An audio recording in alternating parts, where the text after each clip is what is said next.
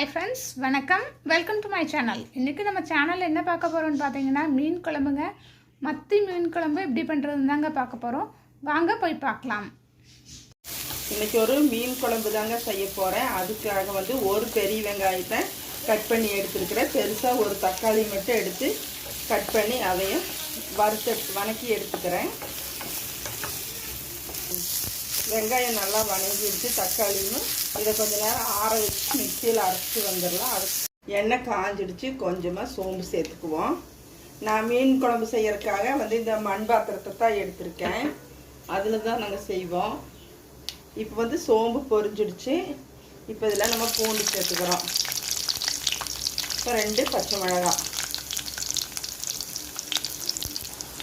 இப்போ வந்து சின்ன வெங்காயம் 2 கட் பண்ண வெங்காயம் கருவேப்பிலை சேர்த்துருக்கேன்.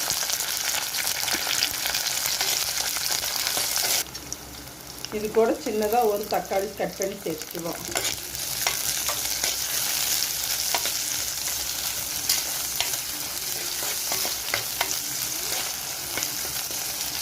அளவா கொஞ்சமாக உப்பு போட்டுக்குவோம்.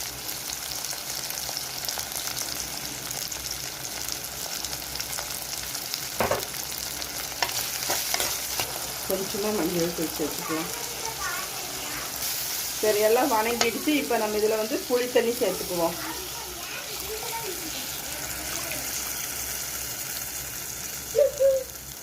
உங்களுக்கு புளி வந்து கொஞ்சம் உரைப்பு அதிகமாக வேணும்னா கொஞ்சம் அதிகமாக சேர்த்துக்கோங்க, இல்லைன்னா கம்மியாக சேர்த்துக்கோங்க. இது கொஞ்சம் கொதிக்கட்டும். அதுக்குள்ளே இந்த தக்காளி வெங்காயத்தை நம்ம அரைச்சிட்டு வந்துடலாம். இப்போ வந்து புளி நல்லா கொதிச்சு வந்துடுச்சு. இப்போ நம்ம அரைச்சி வச்ச விழுதை இதில் சேர்த்துக்குவோம்.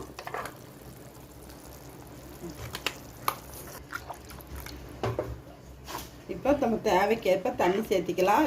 நான் வந்து வெங்காயம் தக்காளி வணக்கி இருந்தேன். அது கூட கொஞ்சமாக தேங்காய் சேர்த்துருக்கேன். இப்போ வந்து காரம் பச்சை மிளகாய் மட்டும்தான் போட்டிருக்கோம். இப்போ காரத்துக்காக கொஞ்சமாக நான் குழம்பு மிளகாத்தூள் சேர்த்துக்கிறேன். காரத்துக்கு ஏற்ப இது வீட்டிலேயே அரைச்ச மிளகாத்தூள் தான். காரத்துக்கு ஏற்ப கொஞ்சமாக சேர்த்துக்கோங்க.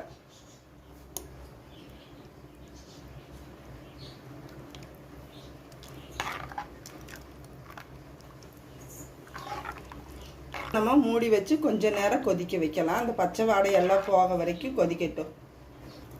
குழம்பு வந்து நல்லா பச்சை வாசனை போய் நல்லா கொதிச்சிடுச்சு. நீங்கள் உப்பு புளி எல்லாம் காரம் இந்த 3ஐயும் நீங்கள் ஃபஸ்ட்டு செக் பண்ணிக்கோங்க. இப்போ நான் இந்த குழம்புல போடுறதுக்கு மத்தி மீன் தான் எடுத்திருக்கேன். மத்தி மீன் தான் குழம்பு வைக்க போகிறேன். இப்போ இந்த மத்தி மீனை நல்லா கழுவி நான் நல்லா சுத்தம் பண்ணி வச்சுருக்கேன். இந்த மீன் வந்து எப்படி சுத்தம் பண்ணுறதுங்கிறது ஒரு நாளைக்கு நான் உங்களுக்கு காட்டுறேன்.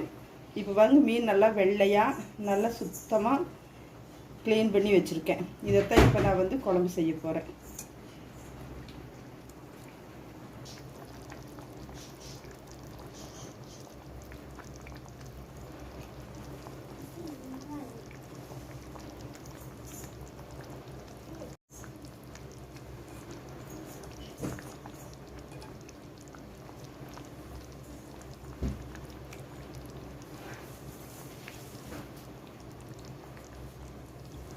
மீன் குழம்பு நான் வெந்துருச்சு, நல்லா ரெடி ஆயிடுச்சு. இப்போ மல்லித்தலை தூவிட்டு நம்ம இறக்கி வச்சுக்குவோம். அவ்வளோதான், மீன் நல்லா வெந்து வந்துருச்சு. இனி விட்டா